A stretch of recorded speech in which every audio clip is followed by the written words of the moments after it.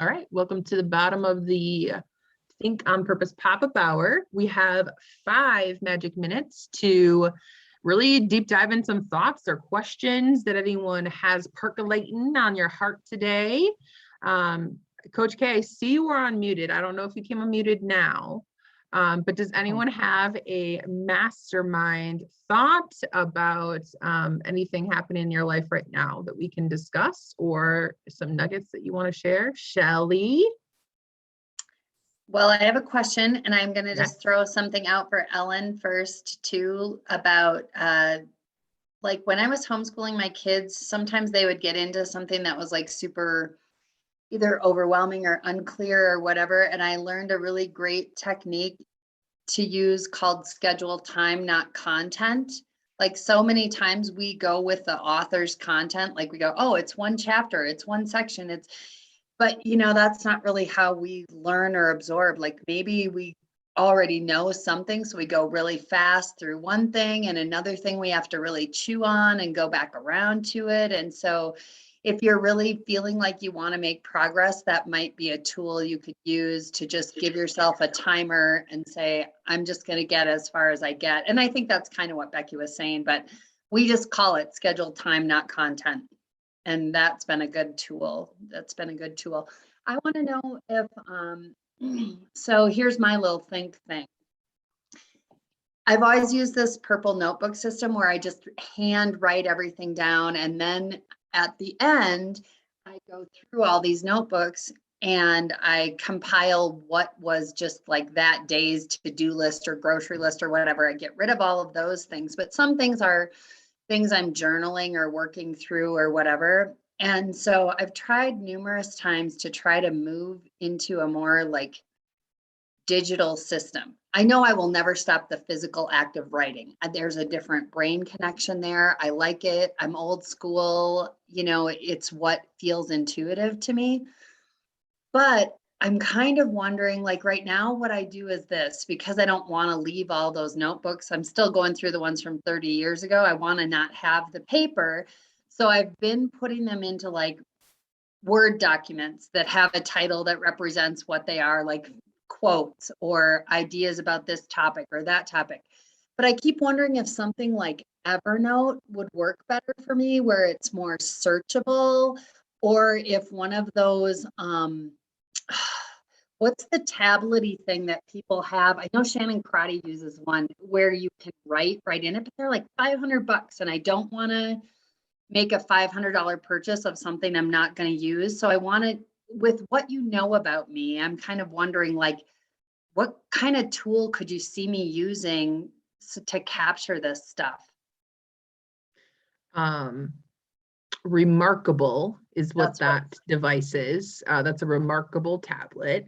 And I see the alluring draw to that as well. I'm one of those too that like I do love to write, but I have terrible handwriting, and I love the idea of something converting my handwriting into something better.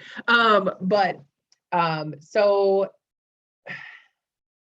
I currently use a Google Doc, but I like what you said about the searchability, right? Like when you're like, oh, I had this really great idea, no idea what month I said it, no idea when I might have wrote it down. Maybe I could search the verbiage that I know I said. And I'm not sure what device is searchable with that, other than like creating a blog space that is private that you can search tagged words kind of thing was the thought that I was. Evernote definitely does that. Okay. It definitely does that.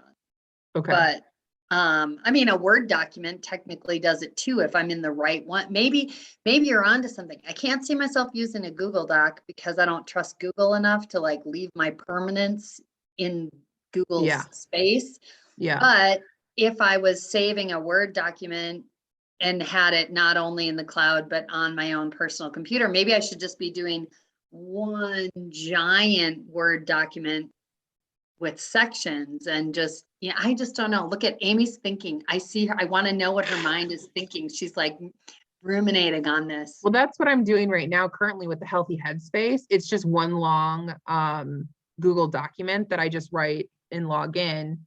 the date, the title of my topic, and then I write, and then like it just keeps going. So that's currently what I'm doing, but I love like the idea of being able to search, because that's what I like about the journal, is that I know, I can kind of look at my calendar and see, well, that was the month of this, and I wrote those ideas in here, but then the document that I'm typing in, those are like my deeper thoughts that I'm putting into a Google Doc. So I'm kind of doing it with the OPWP journal.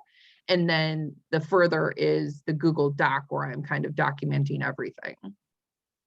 So I haven't used ever, but Microsoft has a product. So if you have Microsoft Office, like I have, so I use the Microsoft product, which is called OneNote, and it Oh. basically just organizes as you would like a binder.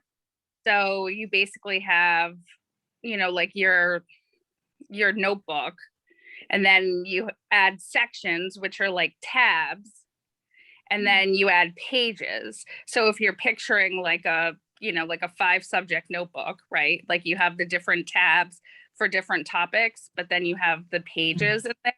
And I don't normally search. Normally I just go to like the section I want and look for things. But I did double check that there is a search feature. And if you type something in, it does show you any mention of like that word in your notebooks. that's awesome. I like that. I Okay. just opened it and signed in. Look at it. She's on it, taking massive imperfect action on the ideas. I love it. Okay. We are over time. We are wrapping up the Think Hour. Thank you for joining us.